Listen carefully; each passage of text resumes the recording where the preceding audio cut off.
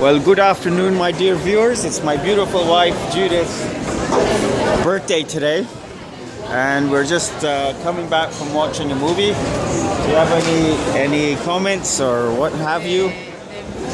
Amazing. It was. We watched The Walk. It's a really nice movie.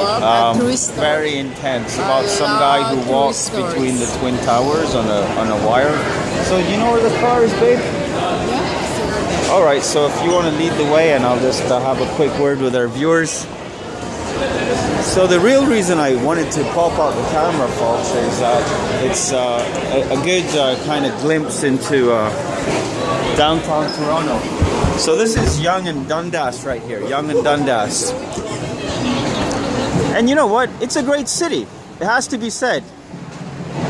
I'd have to say it's the greatest damn city in the greatest damn province in the greatest damn country in the world. Apart from the thieves, the drugs, and all this kind of other shit. But let's not be negative. The wife is around here somewhere. So this is the Times Square of Toronto. You can't really, you know what? I'll do this for you, my dear viewer. I'll risk losing my wife. And, oh my God, look at the bustle of people over there. It's like a madhouse. I don't know where my wife is, but I want to show you Yonge and Dundas Square here. My wife's over there somewhere. See, this is basically the Times Square of... Babe! Babe! I'll be right there, okay? So there's my beautiful, obedient wife over there. Anyway, I just want to show you I can smell the thick, pungent smell of marijuana. And this is the central, the Times Square of New York City. There must have been something going on here because there's so many people about, huh? Like you've got concerts and whatnot that take place here. What a goddamn madhouse. There's a stage right there. Way too noisy. Alright, so at least you can say that you've seen Toronto, etc. But if you look at all of this stuff, there's two things that jump to mind. The first thing is, we're not just superior animals, okay? People say, oh, we're just like lizards and rodents and all this kind of rubbish. Don't kill me because I'm brown, man. There we go. The beautiful wife element is still where we left her for once. Thank you for being here where I left you. So the first thing is this. Toronto's a great city, okay? And it's only been 3 minutes, babe, believe it or not. And I was kind of zoomed in. First of all, to say that we're just like lizards or rodents or whatnot, okay. Can you smell all that weed? Yeah. There's so much weed being smoked right now. Is it National Weed Day or something? Freaking kids everywhere smoking weed, all this kind of nonsense. Okay, so here's the thing. I can accept if you say, well, you know what? We are amazingly advanced in the sense of, if you compare us to a general rodent or an ape or a chimpanzee or any other animal, barring obviously all of the physical things, there's no similarity between a human and a freaking animal, right? You might as well say that an animal is just like a tree. A tree reproduces, a tree breathes, a tree, etc., etc. It was sentient, as far as I believe. I can accept if you say, dear viewer, that there's an infinitesimally small chance which we happen to populate. Yeah, sure, why not? So this is Ryerson University, folks. And this is like the inners of Toronto. This is one of the most amazing things about the city. Around every corner, down every street, into every neighborhood, you see all kinds of different sights and sounds and all this kind of rubbish. You never know what's lurking around the next corner. So, yeah, I can accept it if you say, well, you know, there's an infinitesimally small chance that something like a human being could have occurred. But I want you to at least accept that we are far, far more advanced than animals. Okay? You know what? Everything that makes being a human amazing is way beyond the world animals. Like reading, like culture, like art, like literature, like dreaming and all this kind of stuff. Now, I'm not saying we're superior to animals necessarily. In fact, I believe most of us are actually inferior to animals. So babe, we're actually down there over there. These are just some liars tonight, up to their usual shenanigans. There's actually a theater over here, and they had some TIFF shows here, like the Toronto International Film Festival, where I did work in anti-privacy. Let me just tell my dear viewer about it. So this is still Ryerson University, this whole area right here. And you know, kids today like forget about scholarship and all this kind of stuff, academia. What a beautiful beetle. Kids today, all their, it's actually right straight up there.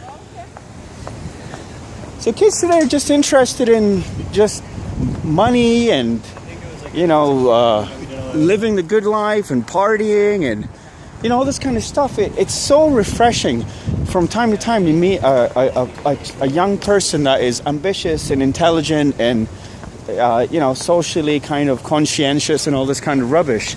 Actually, one of these folks came round to our building today, and he actually fired us up so much that we went out and voted for the NDP. My wife and I, we went and voted for Linda McQuaig. I won't go into the reasons or rationale, but really at the end of the day, there's basically evidence and, in fact, a track record in history that shows that the Conservatives essentially have basically been good for big business and super rich people. What are those? Shoes and joints. So, okay, so to say that we're super developed animals or we're just like a tortoise or whatever, I want you to accept, my dear atheist friend, that humans are, you know, as advanced over the animal kingdom as animals are over plants, basically. If you say, oh, there's only one genome that's different, or our closest, babe, hold on a sec.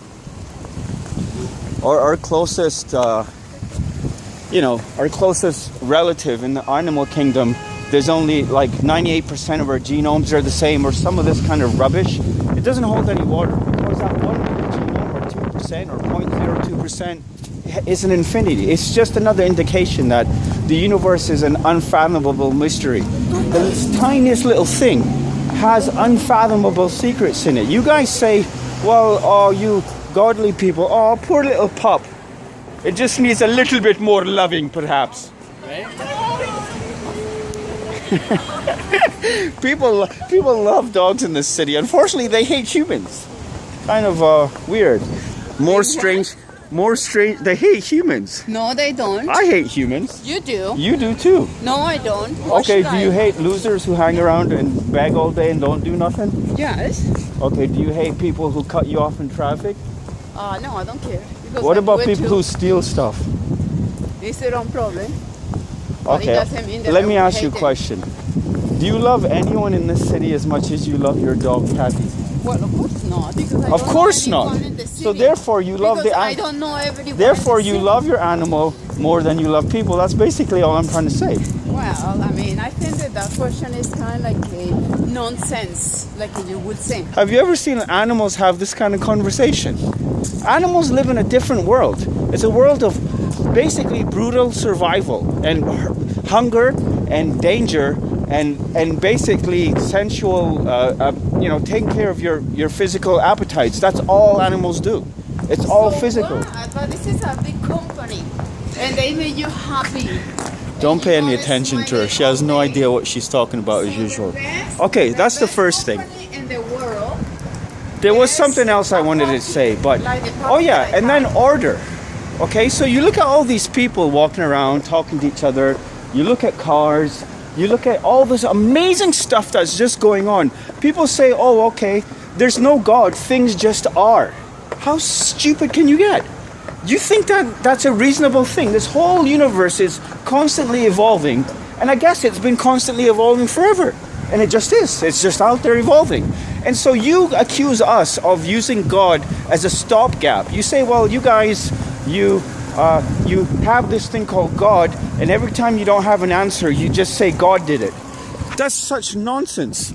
On the other hand, you don't even want to ask basic questions. So then you're going to say, well, listen, you and me are the same. I say the universe goes on forever, okay? And it just is. And that's not a reasonable answer to you. And you, on the other hand, you just say God did it.